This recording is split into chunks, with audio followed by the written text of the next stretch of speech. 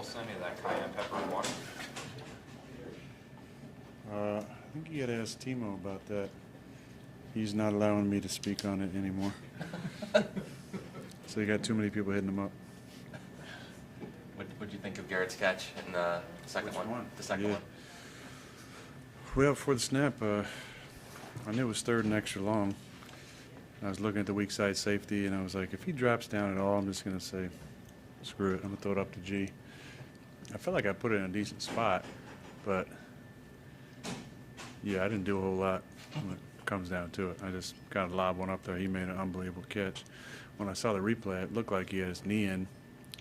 So I thought, shoot, let's throw the challenge. Brick was already in front of me throwing it, but that was a huge play. First one was a huge play as well. But what was it, third and 20? Yeah, I mean, that's game-changing play. And what changed from the first half to the second half here? It seemed like everybody had some issues in the first half, all three phases. Yeah, I mean, I was terrible. We had a touchdown call back, taken off the board. Silly play. But, I feel like the energy was good at halftime. We had a chance to kind of cash it in there, Morgan gave a little speech, which was good. We all kind of were positive, talking. Nobody was isolating at halftime. And we just knew, hey, let's go out and score every possession. We said we were going to score 28-30. I kind of counted as 28 tonight, even though the scoreboard says 21.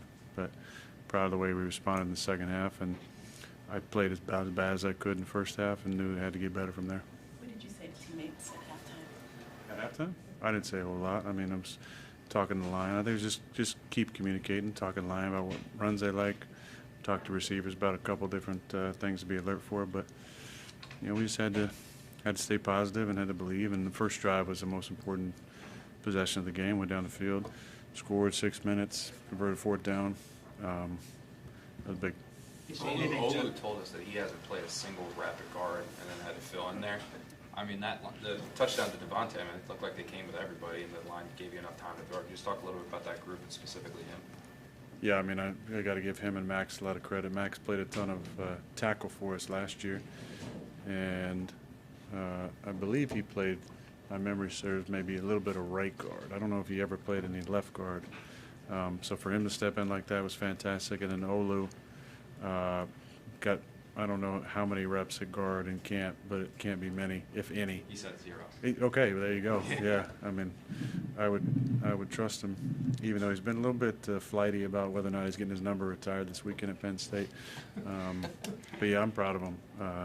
He got kind of a welcome to the NFL moment on a pull he had to the left, but he's a tough kid. He's a good kid, man. He was great in the huddle, and he's with an absolute legend of a human being on the right side of Morgan Moses. I mean, Morgan and Tyron, I thought, played really, really well. But more than that, their energy and their confidence and their leadership was really special tonight. What was it like to get that reconnection with Devontae in the second half, especially on the touchdown?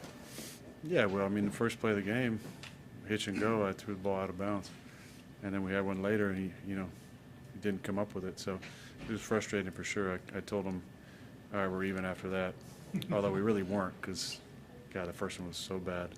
But he's so talented. We just, get him in space, get him a chance to have a two-way go in the slot. He's really tough to guard. So when G's going like he's going and making ridiculous plays, and Tay's getting a chance to do his releases in the slot, it's a special combination. How quickly there's only 8 games left in the regular season. With you turning 41 in about a month, has it all just naturally crossed your mind that maybe these are the final 2 months of the regular season of your career for you?